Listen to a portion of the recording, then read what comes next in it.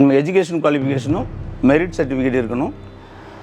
Age லிமிட்டும் கரெக்டாக 25க்குள்ளே இருந்தாங்கன்னா job கிடைக்கிறதுக்கு. ஓஹோ. இப்போ ஃபஸ்ட்டு நீங்கள் சொன்னீங்களே மிஸ்டர் சென்னை வின் பண்ணா அப்படின்னு சொன்னீங்க.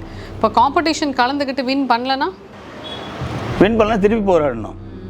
ஒரு விஷயம் ஜெயிக்கிறதுக்காக செய்யணும்னு இல்லை, ஜெயிக்கலைனாலும் உங்களுக்கு ஹெல்த்தியாக நிறைய பெனிஃபிட் இருக்குது இதில் அந்த ஃபீல்டில். இந்த காம்படிஷன்ஸில் என்ன மாதிரியான ஸ்ட்ரகிள்ஸ் இருக்கும்னு நினைக்கிறீங்க? இதோ இப்போ எனக்கு அதில் தொண்டை காயிடுது, இந்த மாதிரி பாடி ஹீட்டாகவே இருக்கும். இதுக்கு நம்ம வெஜ் சாலட் இந்த மாதிரி எடுத்துகிட்டு இது கூல் பண்ணிக்கலாம். அதே மாதிரி தண்ணி நிறையா குடிக்கணும், தேவைப்படுற நேரத்தில் தண்ணி குடிக்கணும். அது இல்லாமல் ஸ்ட்ரகிள்ஸ் நம்ம கான்டெஸ்ட் டைமில் தான் அதிகமாக இருக்கும். மற்றபடி இது ரொம்ப நல்ல கேம், நல்லா சாப்பிட்டு நல்லா எக்ஸசைஸ் பண்ணலாம். கான்டெஸ்ட்டு நம்ம ட்ரையாக ஃபேட் பர்சன்டேஜ் கம்மியாக வச்சு உடம்பு காட்டணும், ஒரு 3% 2% ஃபேட் கண்டிஷனில் வச்சு நம்ம ஸ்டேஜில் ஷோ பண்ணால் தான் நமக்கு மசில் மார்க் பாயிண்ட் நல்லா கிடைக்கும். அதில் தான் பாலிடிக்ஸ் பண்ணுவாங்களா சார், மேட்ச் ஃபிக்ஸிங் மாதிரி? ஏன்னா இந்த கேம் வந்து ஷோ கேம் தான், உங்களுக்கு நடக்கிறதுக்கு சான்சஸ் இருக்குது.